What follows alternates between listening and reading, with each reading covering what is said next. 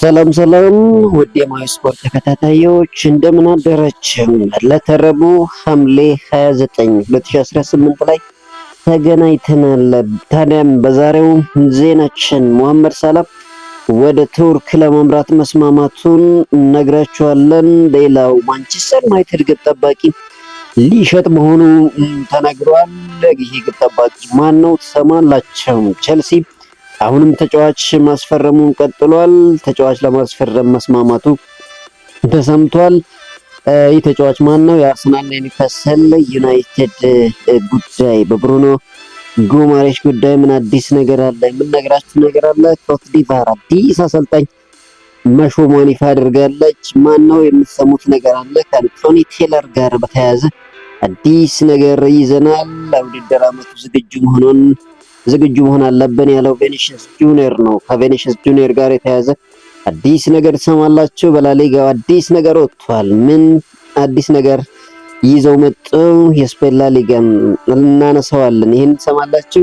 ኢንዞ ፈርናንዴስ እንዲቆይ ይፈልጋለሁ ሲል የቼልሲው አማካኝ ሞሴስ ካይሴዶ የተናገረበት አዲስ ነገር አለ። ከሊዮኔል ሜሲ ጋር የተያዘም ዜና አለን። በአሜሪካ ከተሞችም ፊፋ ገንዘብ እንግዲህ እንዳልከፈላቸው የተናገሩበት አዲስ ነገር ተሰምቷል።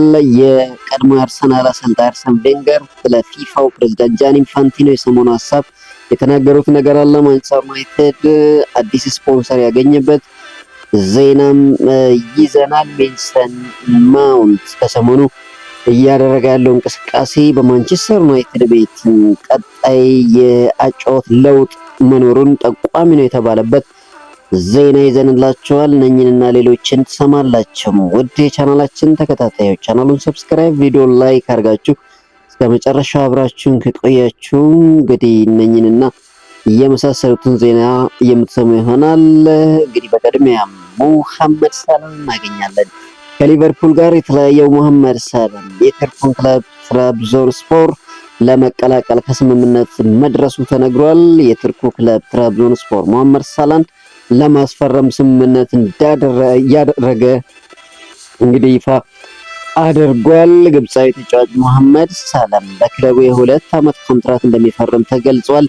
ሙሐመድ ሳላህ ዓመታዊ 17 ሚሊዮን ዩሮ ክፍያ እንደሚያገኝ የቱርክ መገናኛ ብዙሃን አስነብበዋል። በተጨማሪም የእሱ ስም ካረፈባቸው ሽያጮች ላይ 20 በመቶ እንደሚያገኝ ተዘግቧል። ሳላህ በዛሬው ዕለት እንግዲህ ወደ ቱርክ በማቅናት ዝውውሩን ያጠናቅቃል ተብሎ ይጠበቃል። ሙሐመድ ሳላህ በአውሮፓ መቆየት ቢፈልግም እንግዲህ በመጨረሻም ወደ ቱርክ የሚያመራበትን ዜና ሰምተናል። ማንቸስተር ዩናይትድ ግብ ጠባቂውን ራዲክ ቪቴክን በቋሚነት ለመሸጥ ከጫፍ መድረሱ ተገልጿል። ግብ ጠባቂውን በርካታ ክለቦች ቢፈልጉትም ሚድልስብሮው ለመቀላቀል እንደተቃረበ ተነግሯል። ማንቸስተር ዩናይትድ ግብ ጠባቂውን ከወደፊት ሽያጭ ድርሻና መልሶ የመግዛት መብት አካቶ እንደሚሸጠው ተዘግቧል።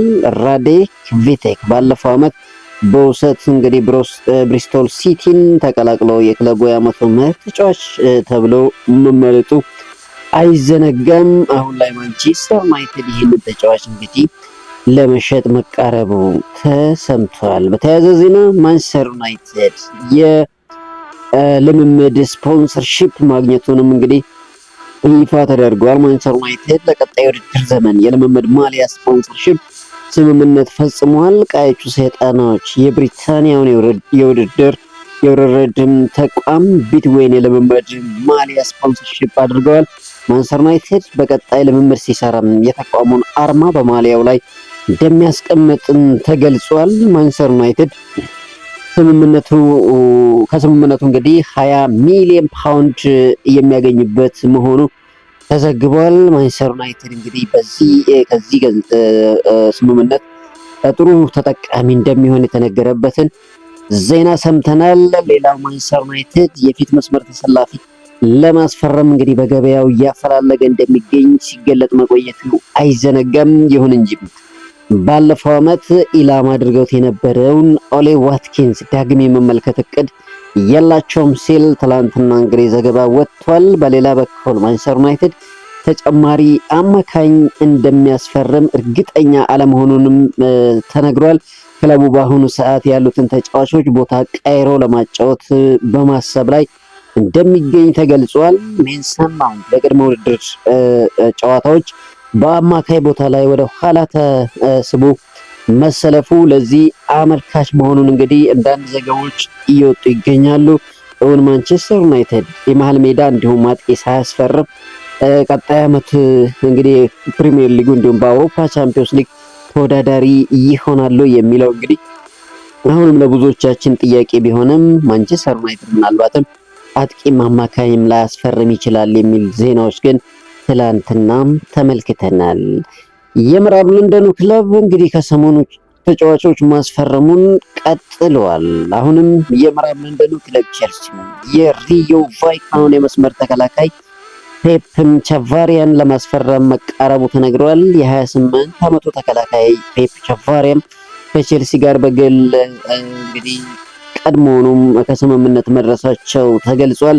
ተጫዋቹ በቀጣይ ሰዓታት ዙሩ እንደማጠናቀቅ የሕክምና ምርመራውን ያደርጋል ተብለው ይጠበቃል። ሰማዮቹም ሪያል ማድሪድን ለተቀላቀለው ማርኮ ኩኩሬላ ተተኪ ለማስፈረም ቅድሚያ ሰጥተው ሲሰሩ ነበር። እስካሁን ያለውን የእግር ኳስ ህይወቱን በስፔን ያሳለፈው ተጫዋቹ ለሪዮ ቫይካኖ 125 ጨዋታዎችን አድርጓል። አሁን እንግዲህ የምዕራብ ለንደኑን ክለብ ቼልሲን ይቀላቀላል ተብለው ይጠበቃል። ቼልሲ እንግዲህ ብዙ ተጫዋቾችን አስፈርሟል። አሁንም እንግዲህ ተጫዋች ማስፈረሙን ቀጥሏል። ቀጣይ ዓመት በዣቪ አሎንሶ ስር እንግዲህ በፕሪሚየር ሊጉ ተወዳዳሪ ሆኖ ለመምጣት የሚያደርገውን ጥረት አጠናክሮ የቀጠለ መሆኑ ተሰምቷል። ከሰሞኑ ዳኒ ዌልቤክን አስፈርሟል። እንዲሁም የቀድሞ ሊቨርፑልን ተከላካይ ጆርዳን ሄንደርሰንንም ማስፈረሙን ይፋ አድርጓል። እንግዲህ የምዕራብ ለንደኑ ክለብ ቼልሲም እንግሊዛዊ የመሃል ሜዳ ተጫዋች ጆርዳን ሄንደርሰንን ማስፈረማቸውን በይፋ አሳውቀዋል። የ36 ዓመቱ የቀድሞ የሊቨርፑል አማካይ ጆርዳን ሄንደርሰን እንግዲህ ቼልሲን በነፃ ዝውውር ነው የተቀላቀለው። ሄንደርሰን ከፊርማው በኋላም የክለቡን ትልቅነት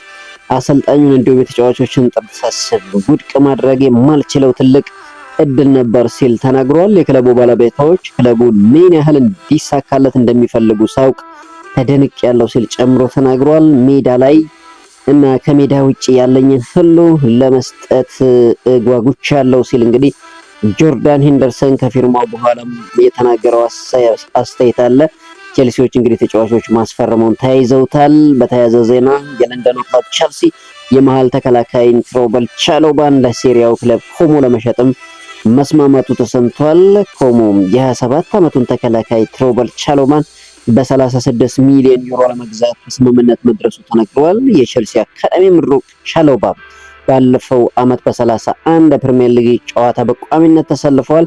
ቼልሲ ማክሰስ ላካርዋን ከክሪስታል ፓላስ በማስፈረም የኋላ መስመራቸውን እንግዲህ ያጠናክረዋል። ሰማዮቹ ቀጣይ እንግዲህ ከአሌክስ ዲሳሲ እና ባዲያ ሼሊ ጋርም ይለያያሉ ተብሎ ይጠበቃል። ቼልሲ እንግዲህ ተጫዋች መሸጥ እንዲሁም ማስፈረሙን የተያዘበትን ዜና እንግዲህ ሰምተናል። ሌላው የማንቸስተር ሲቲን ተጫዋች እናገኛለን። የማንቸስተር ሲቲው ተጫዋች ኮቫቺች በማንቸስተር ሲቲ እንደሚቆይ አምናለሁ ሲል ተናግሯል። እንግዲህ የማንቸስተር ሲቲው አማካኝ ማቲዮ ኮቫቺች በክለቡ እንደሚቆይም በሰጠው አስተያየት ገልጿል።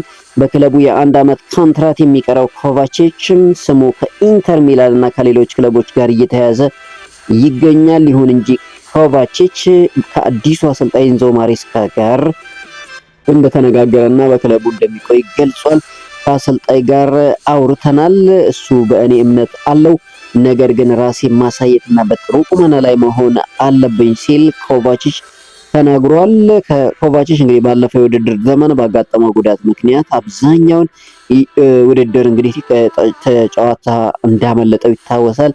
አሁን እንግዲህ በማንቸስተር ሲቲ ቤት መቆየት እንደሚፈልግና ራሱን ዳግም ማሳየት እንደሚፈልግ ተናግሯል። የሰሜን ለንደኑ ክለብ ቶትናም የዝውውር መስኮቱ ሳያበቃ የፊት መስመሩን ለማጠናከር እየሰራ መሆኑ ይታወቃል። ሳቪኒዮ የቶትናም የረጅም ጊዜ ኢላማ ቢሆንም ማንቸስተር ሲቲ ከመሸጡ በፊት ተተኪ ማምጣት ይፈልጋል ተብሏል። ቶትናም በተጨማሪም የሊቨርፑልን አማካኝ ኮዲ ሃክፖን የማስፈረም ፍላጎት እንዳላቸው ለወኪሎቹ አሳውቀዋል ተብሏል። ይሁን እንጂ ቶትናሞች ከክለቡ ሊቨርፑል ጋር መደበኛ ንግግር እንዳላደረጉ ተገልጿል። የመርሳይዱ ክለብ ሊቨርፑል ኮዲ ሃክፖን የመሸጥ ፍላጎት እንደሌለው ተነግሯል። በተጨማሪም ቶትናም ከዚህ በፊት የፍራንክፈርቱን ጂያን ማቲዮም ባሆያ እና የኤሲ ሚላን ራፋኤል ሊያውን ላይም ፍላጎት ማሳየታቸው ተነግሯል። እንግዲህ ከሰሞኑ ከቪክተር ኦስሜን ጋርም ስማቸው እየተያዘ የሚገኘው ቶትናም ሆትስፐር ኮዲ ሃክፖንም እንግዲህ እንደሚፈልጉም ተነግረዋል። ሪያል ማድሪድ በዚህ ሳምንት ከቬኒሽስ ጁኒየር ቶኬሽ ጋር ውል ማራዘሚያ ዙሪያ ለመነጋገር ቀጠሮ ይዟል ተብሏል። ከዚህ ንግግር በኋላ ሪያል ማድሪድ እና ቬኒሽስ ጁኒየር የወደፊት ቆይታ ይታወቃል ተብሎ ይጠበቃል። ቬኒሽስ ጁኒየር ከዚህ ቀደም ጠይቆ የነበረውን 30 ሚሊዮን ዩሮ የሚጠጋ ዓመታዊ ክፍያ ለመቀነስ ፈቃደኛ መሆኑ ተገልጿል። ይሁን እንጂ ተጫዋቹ እየጠየቀው የፊርማ ጉርሻ ክፍያ ከዚህ በፊት በክለቡ ያልተደረገና ችግር መፍጠሩ ተገልጿል። ሪያል ማድሪድ ሌሎች ተጫዋቾች በተመሳሳይ ይጠይቃሉ የሚል ፍራቻ ስላለው ያንን ማድረግ አይፈልግም ተብሏል። ሪያል ማድሪድ ነባር የበላይ ኃላፊዎችን ከስምምነት ካልተደረሰ ቀጣይ በነፃ ላለማጣት በዚህ ወር ቬኒሽስን እንዲሸጥ ይፈልጋሉ። ብራዚላዊ ቬኒሽስ በአሁኑ ሰዓት ወደ ልምምድ የተመለሰ ሲሆን የመጨረሻ ውሳኔ ከፍሎሬንቲኖ ፔሬዝ እንደሚወስኑ እንግዲህ ይጠበቃል። አርሰናሎችም ተጫዋቹን ውሉን ለማራዘም ካልተስማማ ለማስፈረም እንግዲህ በመጠባበቅ ላይ እንደሚገኙ ዘ አትሌቲክ አስነብቧል። እንግዲህ በተያያዘ ዜና ተጫዋቹ አስተያየት የሰጠበትን ሁኔታ ተመልክተናል። የሪያል ማድሪድ ተጫዋች ቪኒሺየስ ጁኒየር ለቀጣይ ውድድር ዘመን ጥሩ ዝግጅት እያደረገ መሆኑን ገልጿል። ለቀጣይ ውድድር ዘመን ዝግጁ መሆን አለብን ሲል ቪኒሺየስ ጁኒየር ተናግሯል። ሞሪኒዮ ራሴን እንድሆን ይፈልጋል ያለው ቪኒሺየስ ጁኒየር ደስተኛ እንደሆነና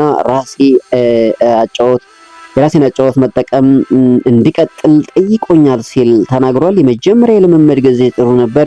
አዲሱን አሰልጣኝና ተጫዋቾችን መተዋወቅ ጀምሬያለሁ ሲል እንግዲህ ቪኒሺየስ ጁኒየር አስተያየቱን ሰጥቷል። ምናልባትም ይህ አስተያየት ቪኒሺየስ ጁኒየር እዛው ሪያል ማድሪድ ለመቆየት ፍላጎት ያሳየበት እንዳይሆን ተሰክቷል።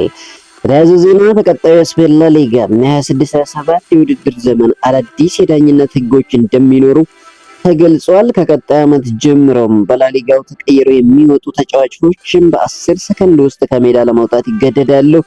ይህ የማይሆን ከሆነ ተቀይሮ የሚገባው ተጫዋች ወደ ሜዳ ለመግባት 1 ደቂቃ መቆየት ይጠበቅበታል ተብሏል። የሕክምና እርዳታ ያገኘ ተጫዋች ወደ ሜዳ ለመመለስ 1 ደቂቃ ከሜዳ ውጪ መቆየት ይጠበቅበታል። በላሊጋ በቀጣይ እጅ በአፍ ሸፍኖ ማውራት መብት መሆኑ እንደማያስቀጣም ተገልጿል።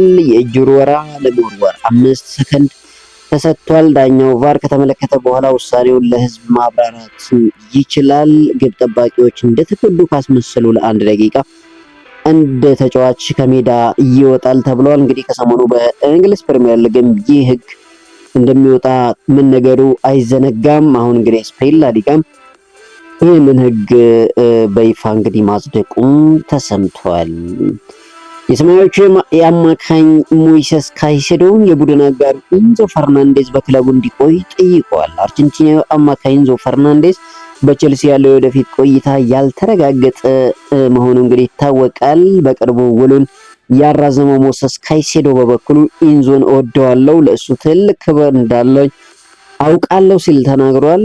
እሱ እንዲቆይ እፈልጋለሁ ያለው ካይሴዶ እዚህ ከቆየ ለእኛ ትልቅ ነገር ይሆናል፣ በእርግጠኝነት አስቦ ለእሱ ምርጥ የሆነውን ይወስናል ሲል ተናግሯል። ውሉን ስለማራዘሙ ያነሳው ካይሴዶ ክለቡ አዲስ ውል ሲያቀርብልኝ በፍጥነት ነው የተቀበልኩት ሲል ተናግሯል። አክሎም ፍላጎቴ ግልጽ ነው፣ የክለቡ ታሪካዊ ተጫዋች መሆን እፈልጋለሁ ሲል ተደምጿል። እንግዲህ አርጀንቲናዊ ኮከብ ኤንዞ ፈርናንዴዝ ከዓለም ዋንጫ ሲመለስ ከቼልሲ ጋር እንግዲህ ይነጋገራል ተብሎ ይጠበቃል። ሞይሴስ ካይሴዶ ግን አጣማሪው በክለቡ እንዲቆይለት ፈልጓል። ስለ አርጀንቲና ካነሳን እንግዲህ ሊዮኔል ሜሲ እናንሳ። ሊዮኔል ሜሲ በስፔን ማድሪድ በሰደድ እሳት ምክንያት የደረሰውን ውድመት መልሶ ለማገገም የሚውል ድጋፍ ማድረጉ ተነግሯል። በስፔን ማድሪድ ሴራ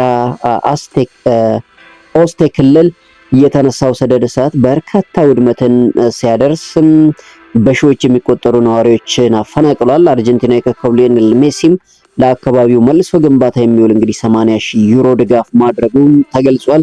የማድሪዱም ኮሚኒቲ ፕሬዚዳንት ኢሳቤል ዲያዝ አዩሶ ሊዮኔል ሜሲ ላደረገው ድጋፍ እንግዲህ በማህበራዊ ትስስር ገጻቸው ምስጋና አቅርበዋል። አክለውም የማድሪድ ሕዝብ እሱ ሲመለስ በአካል የሚገባውን ምስጋና ለማቅረብ ተስፋ ያደርጋል ሲል እንግዲህ ተናግረዋል። ሊዮኔል ሜሲ በስፔን እንግዲህ ለተጎዱ ድጋፍ ማድረጉም ተሰምቷል። ከሰሞኑ የዓለም ዋንጫ እንግዲህ ማነጋገሩን የቀጠለበትን ዜና እየሰራ እንገኛለን። አሁንም አዲስ ዜና ወጥቷል። እንግዲህ የዓለም ዋንጫውን ያዘጋጁ የአሜሪካ ከተሞች ፊፋ ቃል የገባላቸውን ገንዘብ እንዳልሰጣቸው ተገልጿል። ፊፋ ለአዘጋጅ ከተሞች እንግዲህ $1 ሚሊዮን ለመስጠት ቃል ቢገባም እስካሁን እንዳልከፈላቸው ገልጸዋል። የፊፋው ፕሬዝዳንት ጂያኒ ኢንፋንቲኖ ውድድሩን እያዘጋጁ ከ10 በላይ ከተሞች ገንዘብ እንደሚከፍላቸው ቃል ገብቶላቸው እንደነበር ተነግሯል።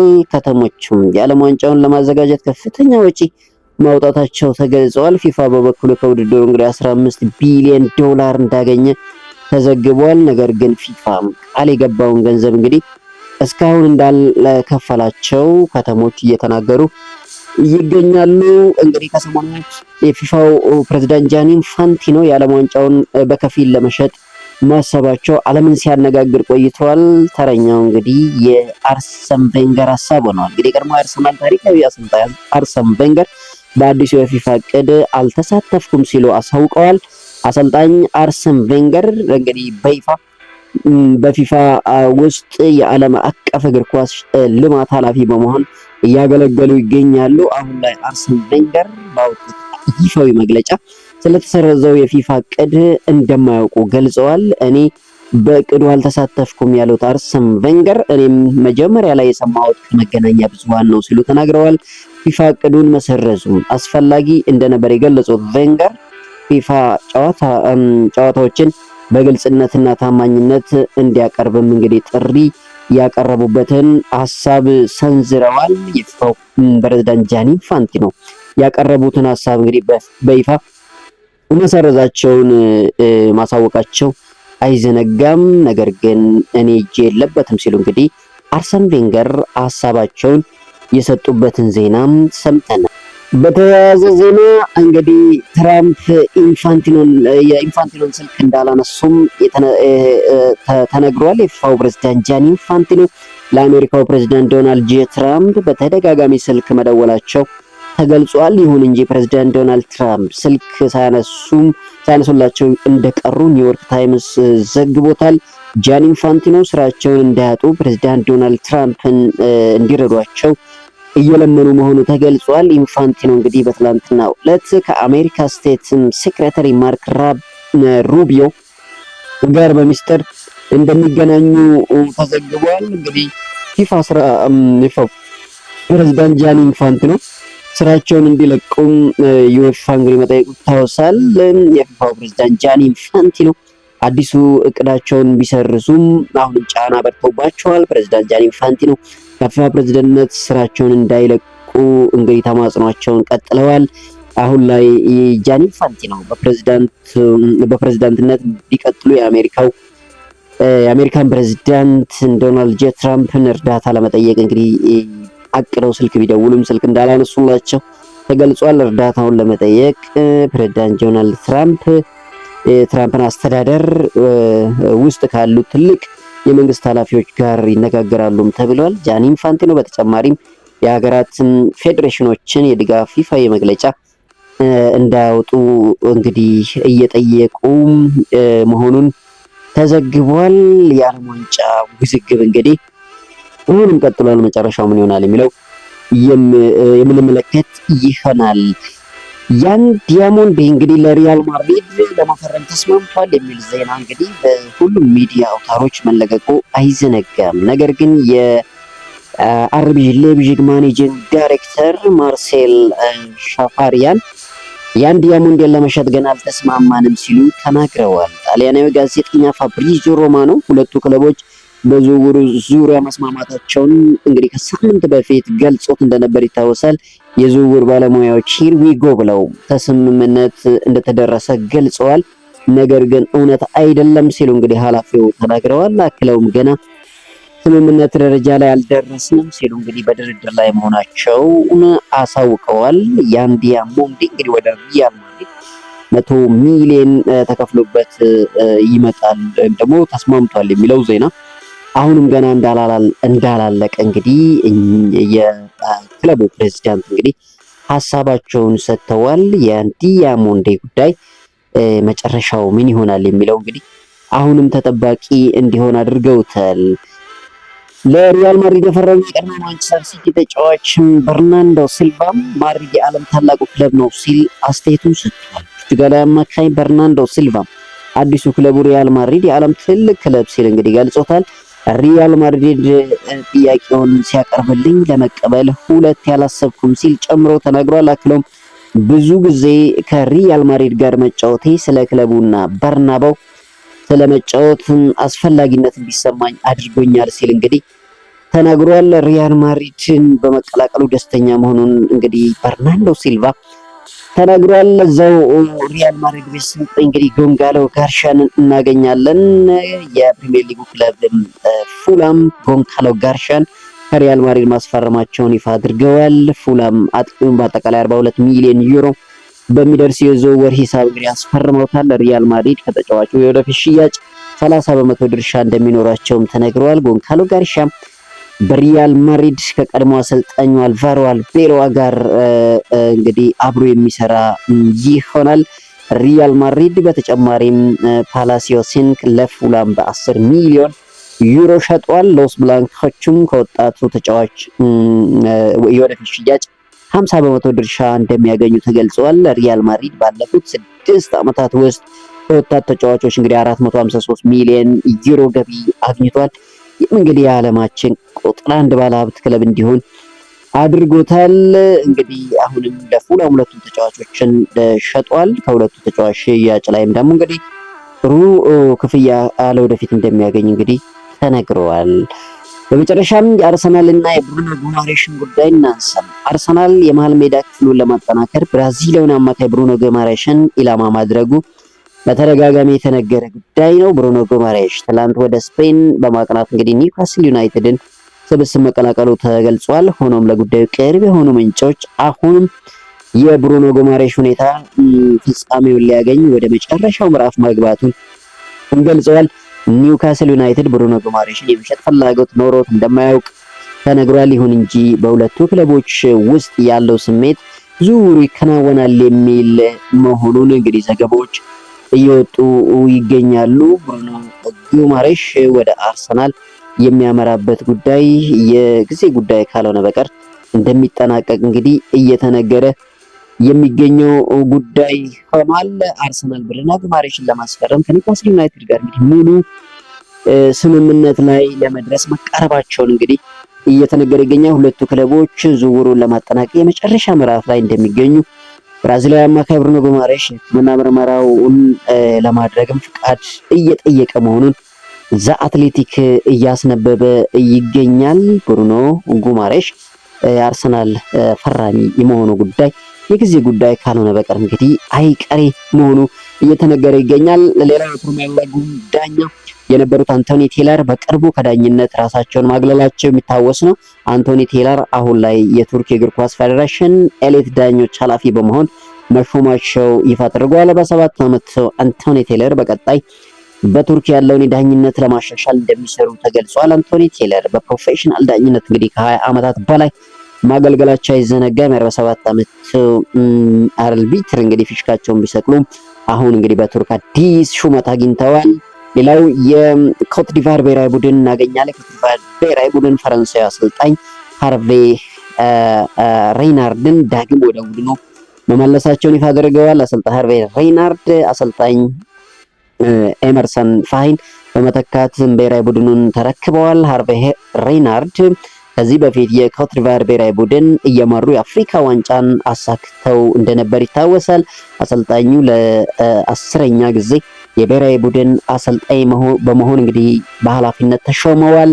ሃርቬ ሬናርድ ሳውዲ አረቢያን፣ ዛምቢያን፣ ኮትዲቫርን 2 ጊዜ ተመለሰው እንግዲህ ማሰልጠን የቻሉ አሰልጣኝ ሆኗል። በተጨማሪም አንጎላ፣ ሞሮኮ፣ ቱኒዚያ እና የፈረንሳይ ሴት ብሔራዊ ቡድንን አሰልጥነው ያሳለፉ አሰልጣኝ ናቸው። እንግዲህ በኮትዲቫር ዳግም መመለሳቸው ምን ያህል ተጽዕኖ ፈጣሪ እንደሚሆን እንግዲህ የሚያሳይ እና የሚጠበቅ ጉዳይ የሚሆን ይሆናል። ውድ የማያ ስፖርት ተከታታዮች ቻናሉን ሰብስክራይብ፣ ቪዲዮ ላይክ አድርጉት። በሌላ እንግዲህ አጫጭርና ትኩስ ዜናዎች እንመጣለን። ለጊዜው ያለን ዜና እነኝን ይመስላሉ። እንግዲህ መልካም ቆይታ እንደሆነላችሁ ተመኘው። መልካም